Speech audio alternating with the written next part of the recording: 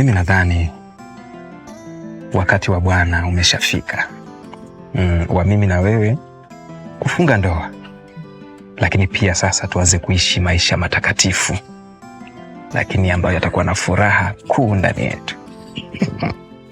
Kwanza nimefurahi sana kusikia hivi. Unajua mchungaji alisema lengo kuu la uchumba ni kujuana na kuhakika mlio naye anakufaa. Na mimi sasa nimeshahaki kwamba unanifaa. Sijui upande wako. Hata mimi upande wangu nimeshahakiki kila kitu kiko sawa. Naenda tu kuweka mipango yote iwe sawia. Lakini pia nilikuwa na fikiri kwenye hii ndoa yetu tuwaombe Jara na mwalimu ndoa wasimamizi kwenye ndoa yetu. Mimi nafikiri hilo utalipitisha bila kipingamizi chochote. Wewe na Jara tena? Tena nimelipitisha 100%. Wamepita. Sina kipingamizi chochote. Sasa tunaanzia wapi? Sasa wewe ndo muoaji. Na wewe ndo unajua mchakato mzima unaotakiwa kuanzia. Yaani kazi yangu ni kukusupport wewe na mchakato mzima ambao utaenda kuanzisha. Okay. Mchungaji ameshalibariki swala hili kwa baraka zote. Lakini pia mimi upande wangu kila kitu kiko sawa na sina shida. Na uhakika pia upande wako kila kitu kiko sawa na hamna shida. Pia upande wa dada yako nafikiri nako hamna shida kwa sababu yeye pia ndo kila kitu kwako, si ndio? Tena anavyokuamini. Ana shida yoyote na wewe.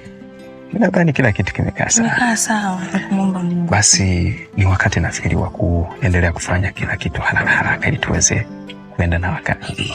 Si unajua tena uchawi wengi.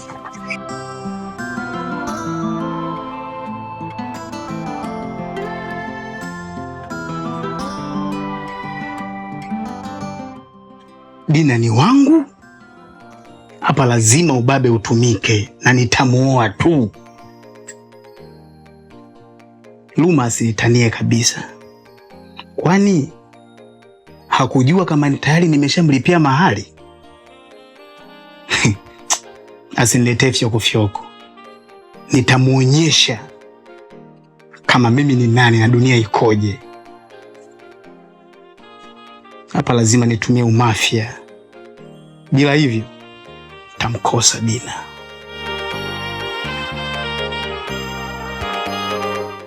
Rozi, kuna rafiki yangu halali kabisa huko kwake. Anaumwa nini? Haumwi, wewe ndo unamchanganya. Na kasemaje? Kama utakuwa tayari, yuko tayari kukuoa uwe wake wa milele. Jomba, na kuheshimu sana, ila haya mambo tuyaache kabisa. Yanaua usipokaa sawa. Kama mimi nimepona kwenye hii kesi ya Jay sijafa, basi ujue sitakuja kufa tena. Ameniumiza sana Jay. Rozi, hebu achana na mambo ya Jay, haya yashapita. Tuende na huyu ambaye anakupenda kwa sasa. Maisha na tabia kubadilika, lakini watu pia wao wanabadilika. Hapana jomba, naomba uniache kwanza. Ninakuheshimu, naomba tuwe na amani kabisa. Siko tayari kulia tena mapema hii, hapana. Luma, wewe ni rafiki yangu wa muda mrefu sana. Na unajua toka siku nyingi kuwa Dina ni mpenzi wangu na tayari nimeshamlipia mpaka mahali. Kilichobaki kwake ni ndoa tu. Unamzungumzia Dina yupi? Dina huyu mchumba wangu au unamzungumzia nani? Kama unamzungumzia Dina huyu ambaye tunamjua, tayari ushachelewa. Luma, Dina ni mke wangu mtarajiwa na mahali tayari nimeshatoa. Na kama hauamini, nenda nyumbani kwao ukawaulize watakupa nini kilichotokea kwangu.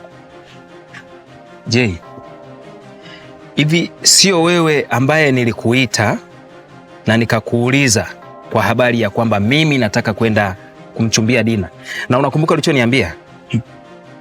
Kwamba wewe sio mzazi wa Dina, kwa hiyo mimi niende kwa wazazi wake. Au umelisahau hilo? Luma, mimi sikumbuki kabisa hilo swala, na sidhani kama ningeweza kumpoteza kirahisi rahisi namna hiyo. Kumbuka, mimi tayari nimeshatoa mahali. Wewe umetoa nini kwa Dina? Au nyinyi ndio wale vijana ambao mnakuaga mna maneno matamu kama asali afu baadaye mnakuja kushindwa kuchukua hatua? Fuata utaratibu. Sikia Jay, wewe ni mtaalamu wa kuongea sana, si ndio?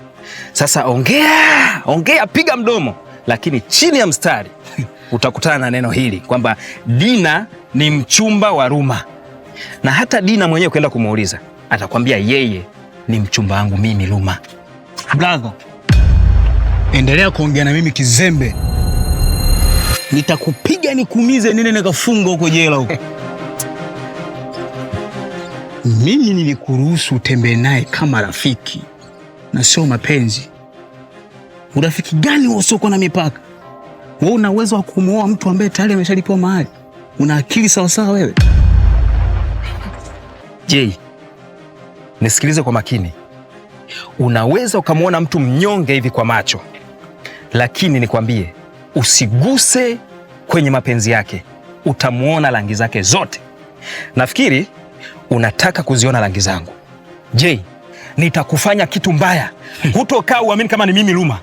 Sikiliza brother. Utanifanya nini wewe? Utanifanya nini wewe? Utanifanya nini wewe? Mwache ibilisi apite brother. Sitaki shida. Kuwa makini wewe. Hata maandiko yanasema tuwe wapole lakini kiasi. Brother, kuwa makini. Hai.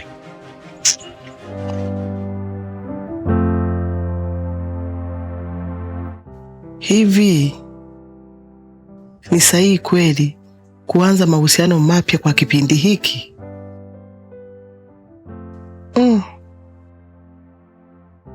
Nisije pigwa tukio lingine kama la Jay. Ila wanaume wenyewe wako wapi? Nisije linga nikaishia kuzeeka peke yangu. Ngoja nimpeleleze Jomba, nimuone ni mtu gani huyu, na safari hii nitampeleka kwa mchungaji. Sitaki kabisa mazoea alafu nakuja kuachwa.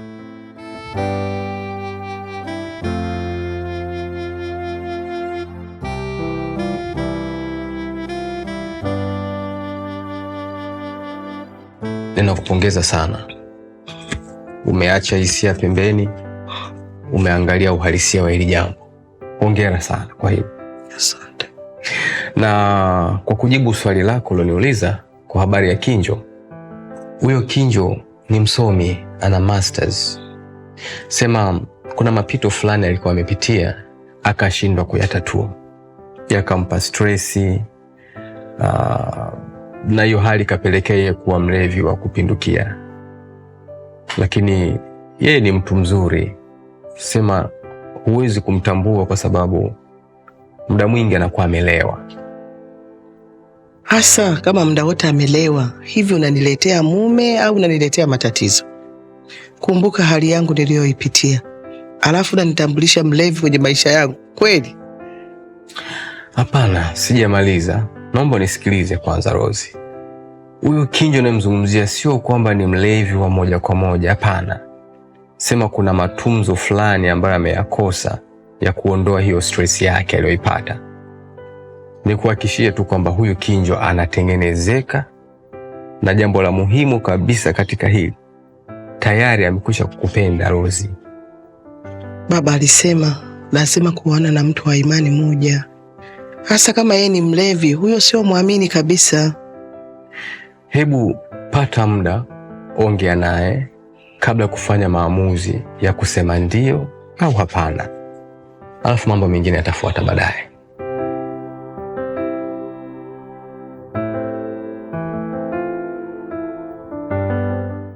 Baba, mimi nakushukuru sana kwa malezi yako, yamekuwa msaada mkubwa sana kwangu. Kila siku nazidi kuwa imara sana katika Bwana. Usijali, ndio kazi ambayo Mungu ametuitia. Ila baba, nina usemi mwingine ambao unahitaji msaada wako. Useme gani? Hivi baba, ni sahihi kweli mimi kuanza tena kujihusisha na mambo ya mapenzi kwa haya majanga yote yaliyotokea? Sisi ni askari wa mbinguni. Askari akianguka huwa anasimama na kusonga mbele. Yale yote yaliyotokea yamepita. Haya sasa ni mapya. Hivyo samehe, halafu anza upya. Sawa baba, niko radhi kuanza upya, na kama huu ni mwanzo, basi utakuwa ni mwanzo wa baraka, kwani tayari kuna mtu anataka kunioa. Je, nifanyeje? Anaitwa nani? Anaitwa Kinju, rafiki yake Jomba ni mume wa Risa ambaye alikuwa nayo huko kwenye ulevi na ni mlevi wa kutupu. Kweli baba, anataka kuja kunioa mimi. Ni sawa kweli baba? Unamjua? Ninamjua sana, hata kwenye harusi ya jana alikuja. Ukimuona hivi ni mzuri kama mzungu, ila ni mlevi, yani hadi nachanganyikiwa. Sijui ni mbebe na pombe zake, maana kama uzuri ni mzuri kweli. Kuna maswali kadhaa nataka nimuulize. Hebu nenda kamwambie Jomba amlete, alafu baada ya hapo nitakupa maelekezo ya nini cha kufanya. Shem, nimekuja hapa. Ndio. Nahitaji tufanye maamuzi magumu kidogo, lakini pia yawe ya haraka. Maamuzi gani hayo? Mbona kama una spidi sana shemeji? Shem, nahitaji tujadili kuhusu swala la mahali, lakini pia niweze kujua ikiwezekana tumalize kabisa leo. Mbona haiwezekani? Kumbuka mimi ni dada. Dina nilimpewa nimlee tu kama mdogo wangu, ila tuna wazee kule kijijini, hao ndo wamebeba kauli ya mwisho. Hivyo basi, kwa heshima ya hawa wazee, subiri niwasiliane nao kwanza. Hawa ndo watapanga utaratibu wote. Amen. Shem, lakini mimi najua haya mambo yataishia kwako, kwani hata kipindi kile Jay yaliishia kwako, kwa sababu wakati ule anafanya michakato yote ya mahali alikuwa ni rafiki yangu na nilielewa kabisa michakato yote ilivyoenda.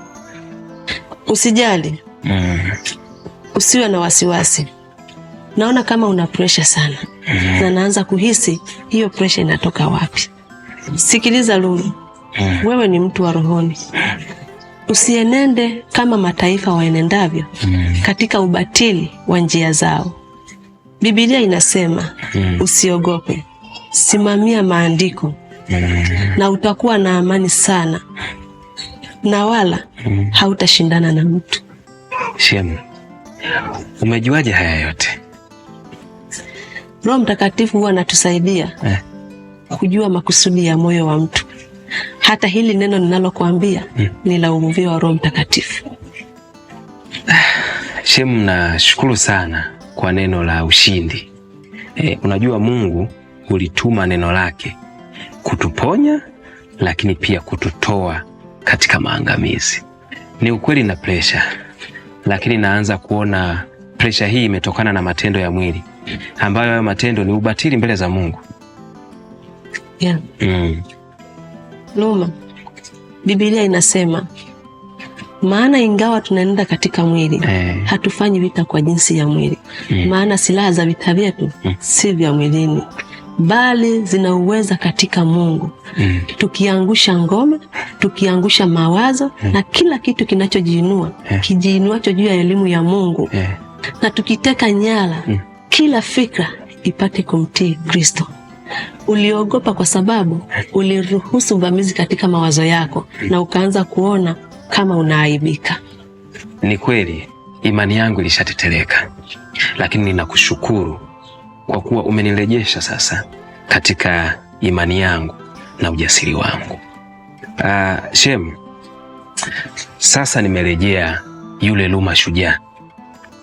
Hakika neno la Mungu ni uponyaji tosha.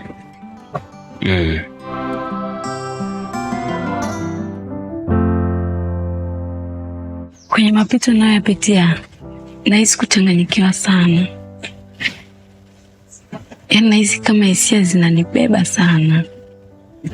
Lakini kinachonichanganya zaidi, kuna nyakati naona kama nilifanya uamuzi mzuri kumwacha. Ila kuna nyakati naona kama nilimwacha Kelvin mapema sana.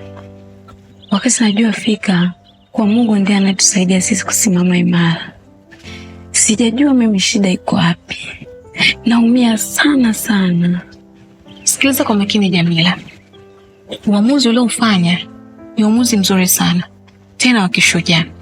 Utakao kujengea wewe heshima na hatima yako kuwa mbele yako baadaye.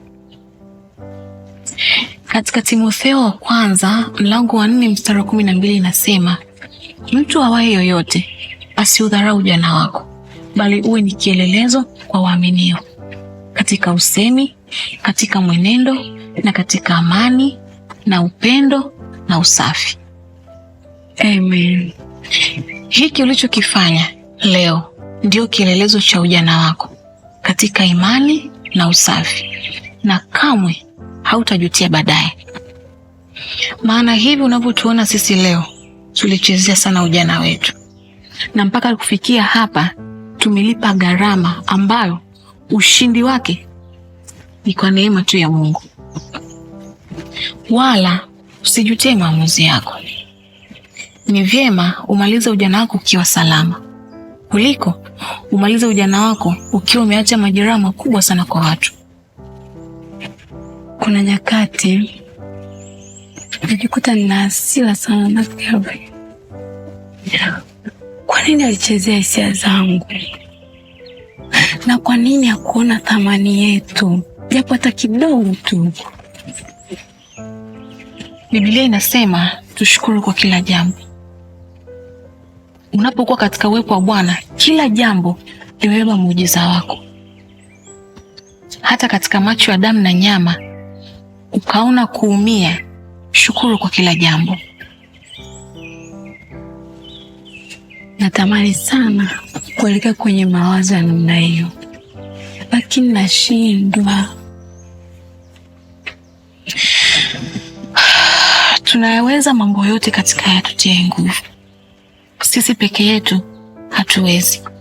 Hakuna anayeweza kuwa rohoni kwa akili zake mwenyewe, bali Roho Mtakatifu ndiye anayetusaidia kuwa watu wa rohoni. Unahitaji nguvu ya kulishinda hili.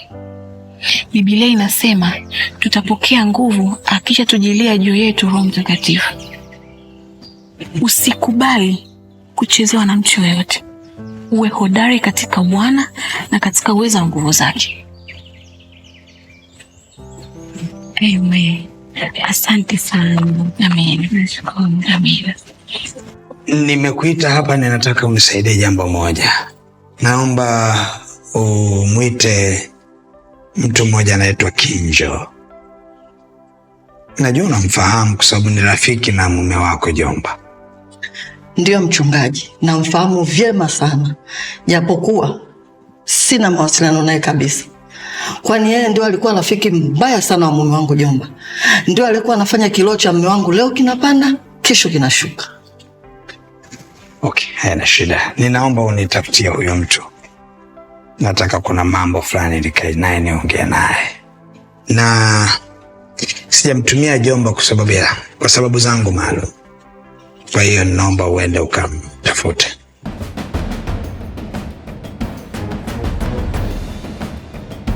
Ni matumaini yangu ya kwamba umefurahia na umebarikiwa na tamthilia hii na episode hii uliyoiangalia.